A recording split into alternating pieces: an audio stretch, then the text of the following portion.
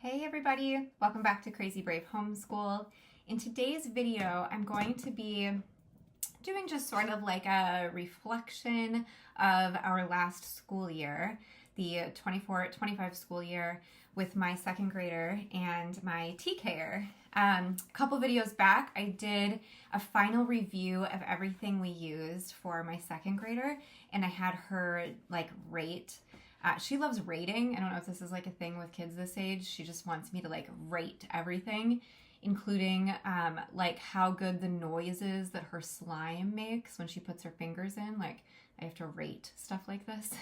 So I thought, okay, this is perfect. I'm gonna have her rate her school year with all the curriculum we used. And I gotta say, it was very telling. I'll link that video in the show notes. It was very informative about what she really liked and what she really didn't. And I have to say, I think as homeschool teachers, we think we know our kids and how they felt about their school year, but I was really surprised by some of her answers, and it definitely has me thinking about next year and maybe some of the ways that I kind of thought we would be moving forward and maybe how that's changed a bit.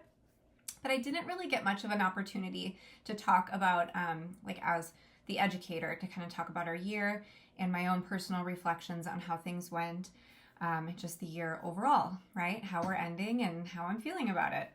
So I thought this would be a good opportunity to just go over a few things that are coming to mind. There's probably a lot more I could say. I mean, it's a whole year, right? And I tend to use a lot of different stuff. So I don't want this video to get too long, but I have a few things on my mind. So we just wrapped up our last week of school, last week, and I didn't know it was going to be our last week. I thought this week was going to be our last week, but we got sick, or my kids got sick, and so I just figured, whatever, we'll just call it early. So it kind of sucks. It was a little lackluster. Wasn't much excitement, but we just finished my daughter's, my rising third grader, her oral exams today.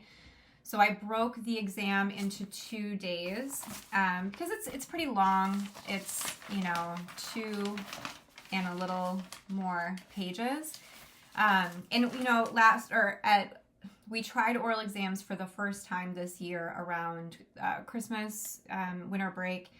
We did a mid-year exam, and then we did an end-of-year exam. The mid-year exam would have had everything. Excuse the cows, would have had questions from those first months of school, and then the end of year exam would just have questions for the second half of school. And it goes really well. We go to the coffee shop, we get a hot chocolate or chocolate milk, and now it's sort of become this tradition. And Woody is kind of excited to be able to do his first oral exams that I won't start till first grade because he sees that his sister gets to like go do this thing and get chocolate milk and whatever. So I thought I would just give a couple of examples if you haven't seen me talk about the oral exam I did previously. I would imagine maybe some of you are interested in what an oral exam might look like for a second grader within like the Charlotte Mason kind of style of exams, which is, I think it's a combination of drills and open-ended kind of narrative answers, like there's no right or wrong or kind of thing. So I have categories, for general questions. I had things like tell me today's date, what time is it, what's the 5th day of the week, when is your birthday, give me 3 descriptions of autumn, tell me your address, things that I just, within calendar work and personal info that I want to make sure that she knows. And these are some areas that we've actually struggled with because I haven't drilled it into them as hard as I guess I could have. And so this is an area where I know we need to work on next year. Then for science, I have questions like, so we learned about human anatomy mostly this year and birds. Like those were our 2 main studies of science. So I have questions revolved around that. Name 5 birds. Name 3 birds that you see in our backyard. Tell me 5 things about one of those birds. What's your favorite bird? And then for anatomy, it might be like, what do the lungs do and where are they? Name all the 5 senses. What was your favorite part of the human body study? Things like that. For history, we learned mostly in this second half of school, we learned about like Louisiana Purchase, New Orleans during the yellow fever epidemic, that kind of time period. And so I had questions like that. How did yellow fever spread? How many people died? What is a free person of color? Things like that. And then like what state is New Orleans in? And then for geography, we spent a lot of time in geography this year just drilling states. So I had her identify 20 states and like 5 state abbreviations. I had her, give me the directions on a compass. I had her draw me a map directing her from our house to the nearest grocery store. That went over okay. It was kind of funny. I named the 7 continents. Where are the 13 colonies? Things like that. What do the stars on the American flag represent? And then I had a little section for art, like artist study. We studied Van Gogh this year, so I had her give me a title of a Van Gogh painting, tell me 3 things about Van Gogh's life, tell me 2 things about his painting style. For music, we studied with Woven Melodies, a cultural musical instrument study. Name 5 instruments we learned about this year. What was your favorite one? Describe your favorite composer we learned about. And then for language arts, I had her copy work, a poem, just this here. And then I had her write, I forgot to have her do something. And then I had her read a passage that I chose from one of her McGuffey readers right here. And then I had her spell about 12 words. I had her recite a poem by heart. And then I asked language arts questions like, what does an author do? What's the difference between fiction and nonfiction? What does the word anonymous mean? What do the words antonym and synonym mean? What was your favorite book we read this year? What country was so-and-so books based in? Things like that. And then she had a separate grammar assessment and a separate math assessment within her curriculum. So that was it.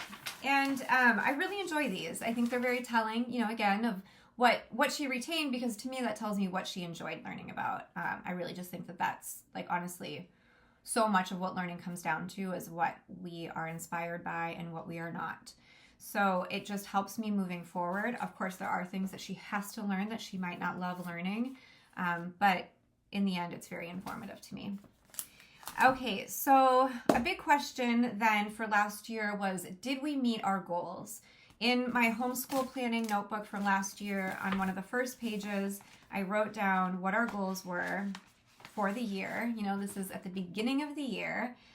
And the goals for me were connection above all else, putting the child above the curriculum, noting natural learning, and prioritizing home and family life above social life. Okay. So for me, did I meet these goals? I think so. I think that as you get further into schooling your kids, as they're getting older, I think I've realized that putting more intention and seriousness and like routine and ritual into our school rhythm and school schedule is really important. I think for the first couple of years, I was definitely a little more like loose. There's so much natural learning happening all the time. And yes, that is true, but I think that I've actually this year become a little bit more diligent in like taking the curriculum seriously and making sure that we are getting done what I feel we need to get done. But I do think that I have, even since last summer was really hard with getting Poppy to read, and I would lose my patience. I think that I have become more gentle, but firm, right? Isn't there a saying, gentle but firm? So I guess above all else, and putting the child above the curriculum is like, I understand why I said that and how important that is for relationship. I do think that our relationship has stayed very strong, has gotten even stronger this year. But I do feel that I have put more importance on the intention behind the lessons and behind the curriculum than I have in the past. And I think that that's also worked for me. And then prioritizing home and family life. Yeah, we did. I actually canceled the co-op that I had put together because I just found that it really wasn't working well for us at that time. And just trying to be better at being bored at home so that we are not overwhelming ourselves with a chaotic schedule. But I will say the kids were very busy this year. We did have a lot of extracurriculars, and now that we're hitting summer and a lot of those are done, we're chilling. And like, maybe this is the time where I get to prioritize home life a little bit more. Okay, so goals for Poppy were reading fluently. Well, improve handwriting, taking time with creative assignments, and grammar and story elements. I mean, I think that like these are good goals to span the course of, you know, maybe a couple more years, right? But at least these were things I wanted to focus on this year. And we did. We focused heavily on reading fluency. She jumped 2 grade levels in reading this year. So like while she may not be reading all the same words that say a second grader is, she still jumped from a kindergarten level with her assessment to a second grade level.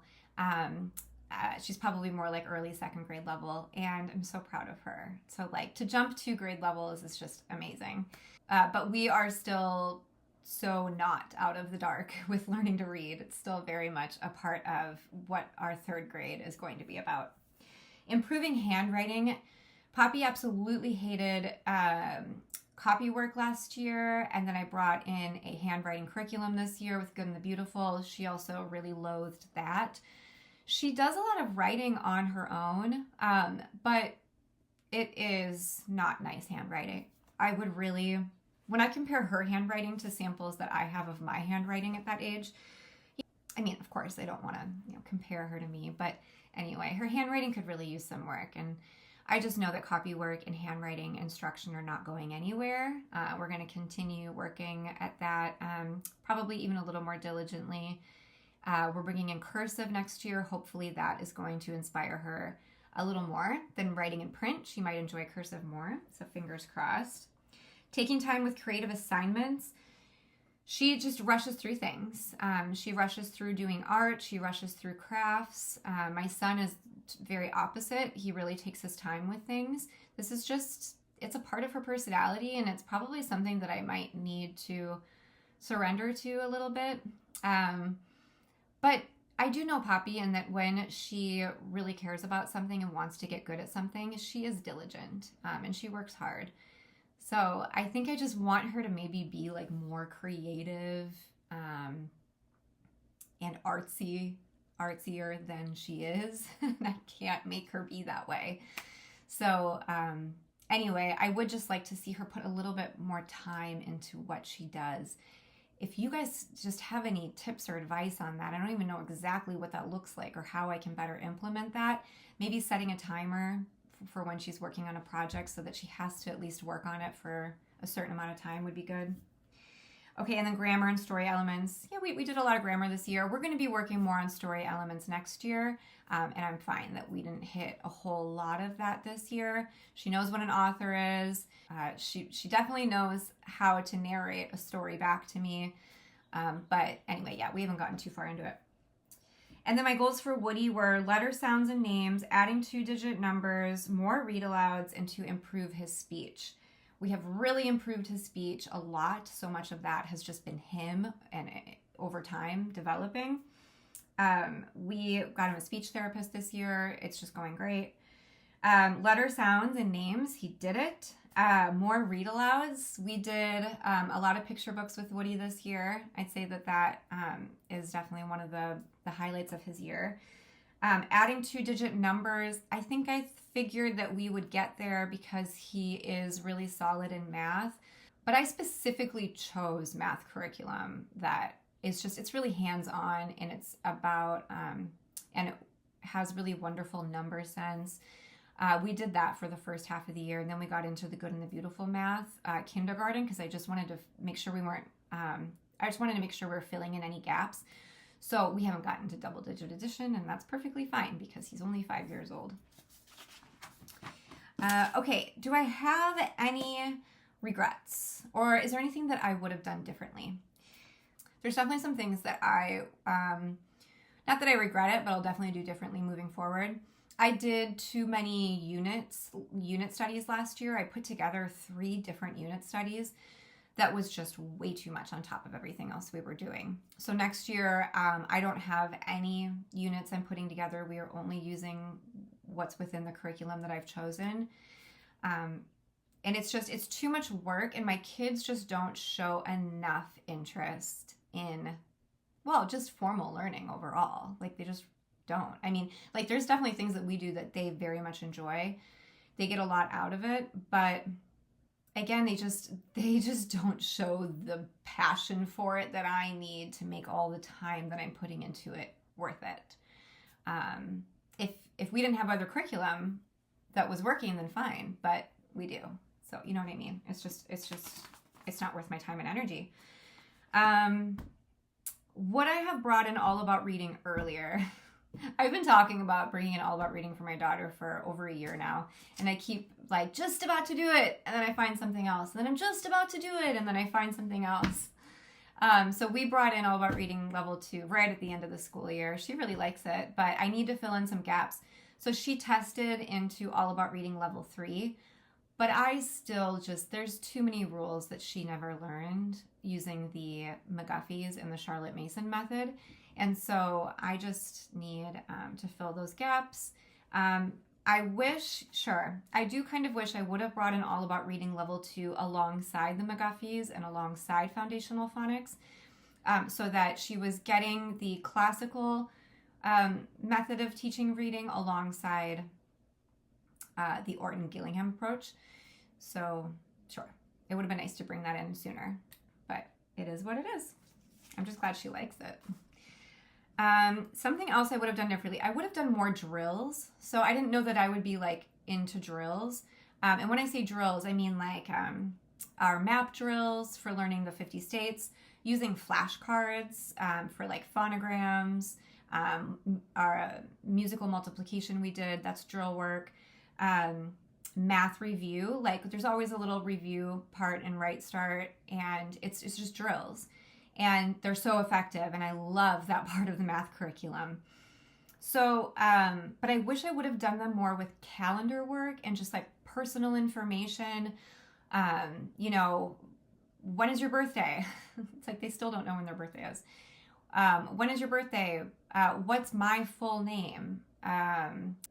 What is the 5th month of the year? What month does Christmas take place in? Just things like this. Questions like this with time, calendar, just like the general family information about where we live and who we are. It's just important, especially if you need help. So I am actually in the process right now of creating what I'm calling morning drills. And I'm going to put this in our morning basket, and I have a whole slew of drill questions that I'm going to ask as a part of our morning basket time. I also have like a safety category to go over safety rules, like what do you guys do if the doorbell rings and Dad and I are not around, we're not in the room? Who do you ask for help if you are lost? You know, like there's certain types of people that I would want the kids to ask for help from over others. What do you do if an adult asks you for help? What is our fire plan? What is our earthquake plan? Things like this. I think these are really, really important drill questions. I also want to teach them bike signals, so bike safety, and drill them questions about that too. Another one that I wouldn't have done, this is going to be a long video, I would not have bought so many readers. There was a point in the earlier part of our year where I was really frustrated because I couldn't find the right readers for my daughter, and I wanted to make sure that she was practicing reading. But the fact is, at that time, she just wasn't even ready to be reading readers. She just needed to continue to learn how to read. And so I brought in all of these readers from like The Good and the Beautiful and from other companies. And even to this day, now that she is reading, she doesn't want to read those. She doesn't find them exciting. Maybe anyone else out there can relate to this, but she likes adventure. Like even some of the chapter book read-alouds we read are boring to her if there's not enough adventure. So these little kitty readers, or even the ones from The Good and the Beautiful, you know, they're not exciting enough for her. But it's like, well, they have to be easy enough for you to read, you know? But it's honestly, it feels like it's just going to be a skip. Like she's just not going to go through that part of reading those. So what I would have done instead is just had her read from the McGuffey, which is essentially what we did. You know, I just wouldn't have bought all the other ones. But she is just finishing the first reader. She did the primer. Now we're on to the second reader. The McGuffey readers have been perfect practice for her. And that's what it is. It's just practice. She doesn't get a lot out of the stories, I don't think, but they're enjoyable enough to her. But I have all these readers now. Hopefully my son will be into it. Okay, I would have done more artist picture study from Simply Charlotte Mason. This is one of my daughter's favorite parts of our homeschool is artist study. And I did one from last year, Monet, and then we did one this year of Van Gogh. But the reason I didn't do more is because with like Treehouse Schoolhouse and Harbor and Sprout and Hearth Magic, all of these guides have picture study built into them because they're all very Charlotte Mason inspired. And so I didn't have a need to bring in other ones, but I found that what she actually likes, what she really enjoys is studying the same artist over the course of however long. And I think that is maybe a little more meaningful too than to just look at a slew of different artists. That's not her style. Okay, here's a good one. I need to stop assuming that my children are too mature for something. And maybe this is something I need to listen to with the readers. Like maybe she's actually going to come to the readers at some point and get into them. And here I'm saying she's too mature for the readers, but that's honestly how I'm feeling right now. But I held off from All About Reading for a long time because I felt that it would feel too young for her. The activities and the cutting and the pasting and all the little cartoons and stuff, I just didn't think she would like. And she's really, proven and told me she doesn't like little kid kind of things. But then we started All About Reading, and the activities are her favorite part. And oftentimes she will want to finish a lesson just to get a sticker. Like, I had no idea that I had a sticker kid. Honestly, she's just never really shown that much interest in stickers. So I just want to, moving forward, and you know what? I'll say this too. I don't have this written down. I want to keep their age in mind when I'm choosing curriculum. If I'm going to stick with like the more classical Charlotte Mason inspired homeschool, which I do tend to follow with a lot of our curriculum choices, I just want to keep in mind that don't forget to bring in the younger stuff too. Some of these classical programs they're beautiful and they're full of so much goodness and beauty, but they're a little serious, they're a little just too beautiful. They're very mature. And my kids are young, they're 7 and 5. So I just want to make sure that, okay, and I'll use this as an example. During Poppy's review or her ratings, she rated first language lessons very low. This is a grammar program, a classical grammar program that I thought was going really well. She did fairly well on the assessment. I do think that she's learned, some from it, but she really didn't enjoy it. And here I am planning on going on to level 2, and I very well may. It's still my plan. But there's other programs out there. Does it have to be a classical grammar program? Could I try out Beowulf's grammar? I've looked at Beowulf's grammar multiple times, but I've always thought it's a bunch of cutting and pasting and cartoons, and I feel like she's not going to like it. But here we are. She may very well like that a lot, and she may learn a ton of grammar from it. I'm a little intimidated by how massive the file is for Beowulf's grammar. It's like 400 pages. But I'm considering it for next year. Okay, long video. Wins. I just want to go over a few wins. The McGuffey readers were just incredible. I'm going to stick with them. I do think that there are some stories, messages, values that don't totally align with our family. There's something in the second reader about how a girl is overeating and the way that they refer to her. What do they call her? I forget. it's a word that is not very nice, and talking about how proper girls don't eat that much or shouldn't eat that much, and how a cat knows exactly what it needs to eat to be full, and that you shouldn't overindulge. It's interesting, right? I like the McGuffies because they're perfect for her reading level, and I do like how they talk a lot about nature in their stories and stuff. But and I chose the eclectic revised McGuffies because they are not overly religious. But anyway, there may be some stories that we start coming up on that I'm just, going to skip. But the McGuffies up to this point have been a godsend, and I'm very grateful for them. The drills were a great win. So I'm going to be doing more drilling, like I said, next year. Another win was Woody's narration. So I didn't, so I know that with Charlotte Mason, you don't start narration until like age 7, maybe, or maybe at 6. But he was 5. He was 4 when he started the school year, and then he turned 5. I brought in narration once a week for him. I wanted to introduce more picture books because he was not an avid lover of picture books yet. And so we brought in a new picture book every week. If he liked it, we would read it multiple times. And then he would just draw a picture about what it was about and then just tell me something, what his favorite part was, or maybe sometimes he'd tell me what the whole thing was about. But it was great for his speech to just keep practicing his speech, and maybe him coming up with some new words that he might not normally have used. So I really loved narration with Woody this year. Narration with Woody was actually more consistent than it was with Poppy. We kind of tried out several different things, different programs this year that incorporated narration, and so it would just kind of fall off if we stopped using something. Next year with Blossom and Root and Build Your Library, narration's going to be, at least twice a week, every week, so it'll be a lot more consistent. And then All About Reading pre-reading with Ziggy for Woody was just the best, and I think sticking with All About Reading for him is going to be a really positive way to go. Poppy's history facts through story is what I wrote down. So Poppy learned a lot about U.S. history through the American Girl books that we read.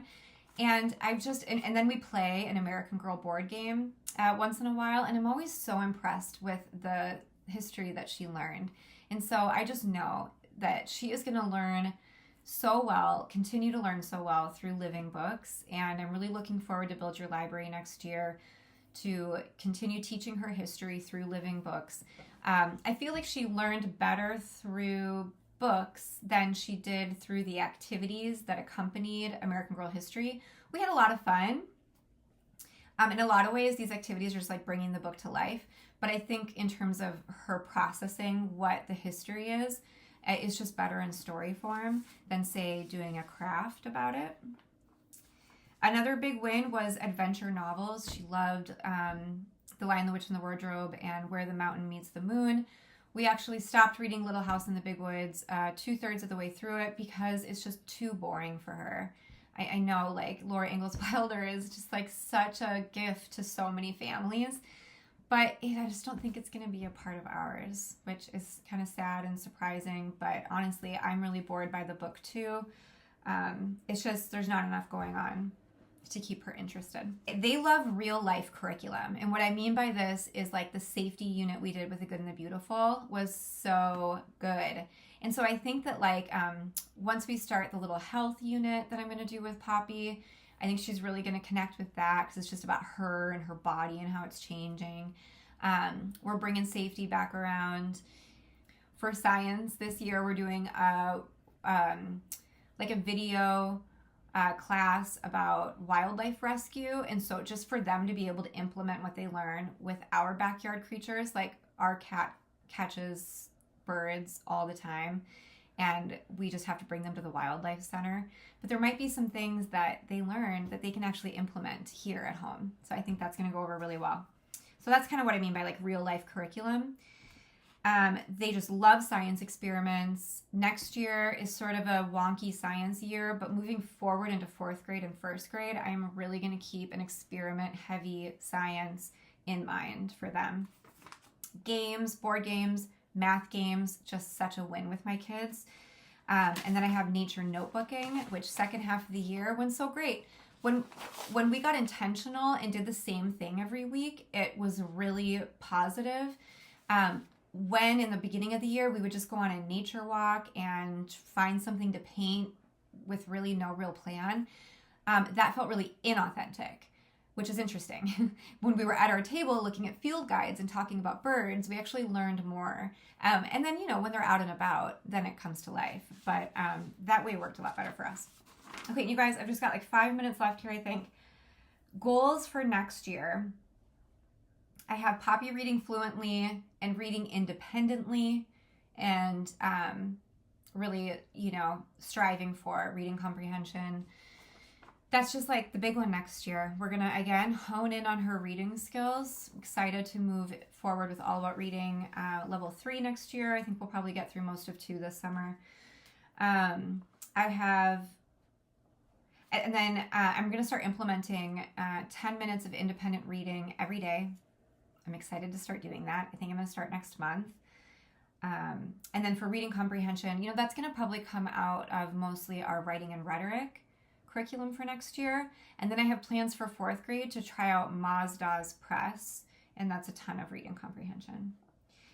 For next year, I have Woody reading at just the kindergarten level. I mean, that's my goal. If he doesn't get there, that's okay. But he's learned his letters and a lot of his sounds, and we're going to be moving into All About Reading level 1 at some point next year. So I'm excited to see where he ends up, but I guess that's my goal.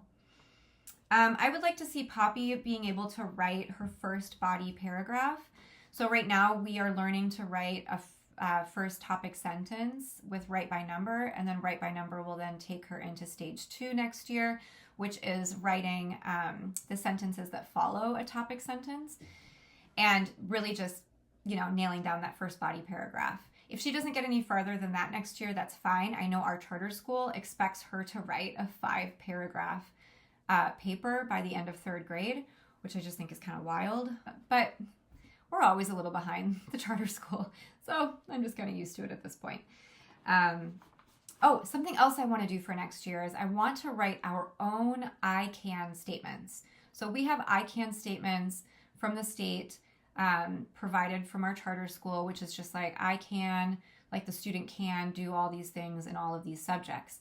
And I reference them from time to time, but I really want to write our own I can statements because oftentimes the curriculum and the methods that we use in our homeschool are quite different than what public school children are doing, therefore different than what our charter school expects. And while it's important for us to at least stay somewhat parallel to the charter school expectations, I just want to feel good about what we're doing, and I want to write something up that reflects our goals and not the goals of the charter school, because when I read their I can statements, sometimes I'm like, well, geez, we didn't do that, did I do it wrong? And it's like, no, I didn't do it wrong. We did it our way, and I want to have I can statements that reflect our way. I want Poppy's narration to be more consistent, and it definitely will be. I want to find some solid math programs for both kids.